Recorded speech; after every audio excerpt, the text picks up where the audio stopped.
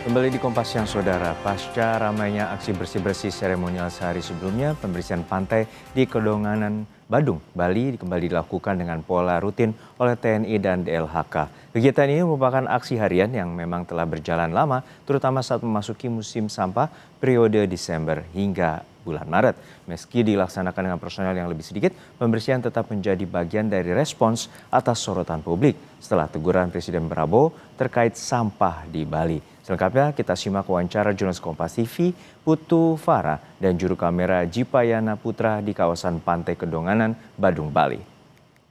Halo saudara, saat ini saya sudah berada di Pantai Kedonganan, Kabupaten Badung, Bali. Dan saat ini di hari Rabu tanggal 4 Februari tahun 2026 sedang dilaksanakan kegiatan pembersihan sampah pantai yang dilakukan oleh anggota TNI dan petugas DLHK Kabupaten Badung. Jadi pembersihan ini dilakukan dari pukul 7 pagi hingga selesai. Dan memang pembersihan ini memang sering atau setiap hari dilakukan selama awal tahun 2026.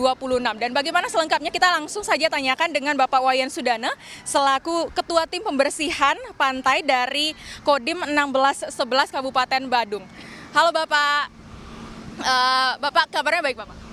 Baik-baik. Bapak, untuk acara pembersihan ini, apa sih sebetulnya semangat atau motivasi dari pembersihan pada pesisir pantai pada hari ini? Kalau masalah semangat atau motivasi, ya saya rasa kita semua kan sudah tahu Bali ini adalah Bali daerah wisata. Di samping itu, Bali terkenal juga karena keramahan, kebersihan, dan kerjasama gotong royongnya di Bali. Itu yang menjiwai kami selaku prajurit-prajurit TNI ya khususnya. Kemudian mungkin nanti kelanjutannya akan dibantu oleh masyarakat-masyarakat lainnya yang akan bersama-sama untuk kita melaksanakan kegiatan pembersihan di pantai. Demikian. Bapak, untuk anggota TNI sendiri itu berapa orang setiap harinya yang turun ke pantai untuk melakukan pembersihan? Kalau kesehariannya, karena kita akan terbentuk satgas juga, untuk sementara keseharian mengawali, kami mendapat perintah pada hari ini jumlahnya kurang lebih 85 orang. Nah, itu kita bagi menjadi 3 sektor yang ada di pantai. Yang pertama Pantai Kelan, yang kedua Pantai Kedonganan di sini, kemudian yang ketiga Pantai Jimbaran yang ada di sebelah sana. Itu kita bagi dari 85 kita bagi 3. Demikian. Untuk sampahnya nanti itu teknisnya seperti apa? Apakah dipungut terlebih dahulu, baru kemudian dipilah, lalu ditimbun terlebih dahulu, lalu dibawa kemana? Itu bagaimana teknis secara keseluruhan? Untuk teknis tentang sampah, sebenarnya kami kan tidak paham dengan bagaimana cara pengolahan itu. Kami hanya di sini membantu melaksanakan pembersihan, kemudian dikumpulkan jadi satu dulu. Setelah itu dibantu dengan pihak DLHK-nya dengan eskavatornya mengangkat yang berat-berat seperti kemarin kayu-kayunya besar-besar, kemudian itu dibantu oleh eskavator, kemudian ditempatkan dalam satu titik. Setelah itu baru nanti akan diangkut oleh truk-truk pengangkut dari pihak DLHK. Demikian. Ini kan pembersihan ini dilakukan setiap hari ya Pak. Ini sudah dimulai dari bulan apa Pak untuk khusus untuk tahun ini begitu? Sekarang bulan Februari ya. Sebenarnya itu sudah kita laksanakan dari awal tahun. Karena antisipasi dari tahun ke tahun memang Pantai Kedonganan selalu mendapat kiriman-kiriman sampah dari laut. Entah itu dari daerah mana, yang jelas itu dari laut gitulah. Itu makanya kita ibaratkan sudah merencanakan itu untuk pembersihan dari awal tahun. Demikian. Untuk sampahnya itu sampah yang paling sering ditemukan di Pantai Kedonganan itu khususnya sampah apa Pak yang paling banyak? Sampah-sampah yang banyak itu yang sampah kiriman berupa plastik-plastik dengan kaleng-kaleng itu banyak sekali tersebar. Kemudian ada juga batangan-batangan kayu dan ranting-ranting. Seperti itu sampah yang ada di Pantai Kedonganan. Baik, terima kasih Bapak. Itu dia saudara, demikian tentang pembersihan Pantai Kedonganan pada hari ini. Jadi memang pembersihannya itu dilakukan di 3 sektor sebetulnya, dari Pantai Kelan, kemudian Kedonganan, dan juga Jimbaran. Ada sekitar 85 orang TNI yang langsung terjun ke lapangan untuk melakukan pembersihan. Namun di sini tidak hanya TNI saja, tapi juga dari petugas DLHK yang kurang lebih anggotanya terdapat 60 orang yang juga bergabung dalam aksi pembersihan ini. Putu Farah, Jipayana Putra, Kompas TV, Badung, Bali.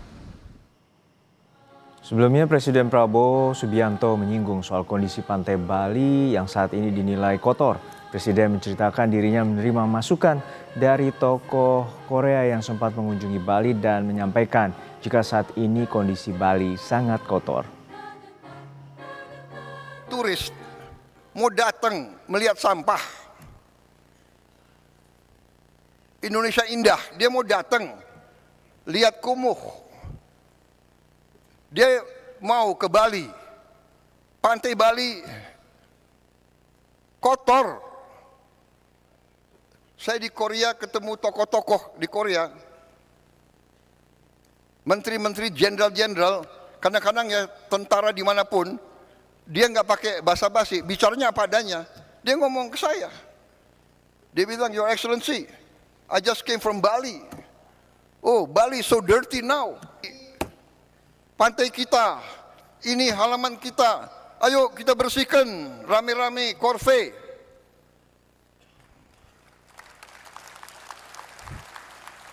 Apa salahnya kalau bupati dan gubernur tidak bisa saya perintah? Dandim, Danrem, saya perintahkan kau, ya, gerakan anak buahmu, korve, tiap hari atau tiap berapa hari, korve, korve, korve. Kepolisian, gerakan korve, korve, korve.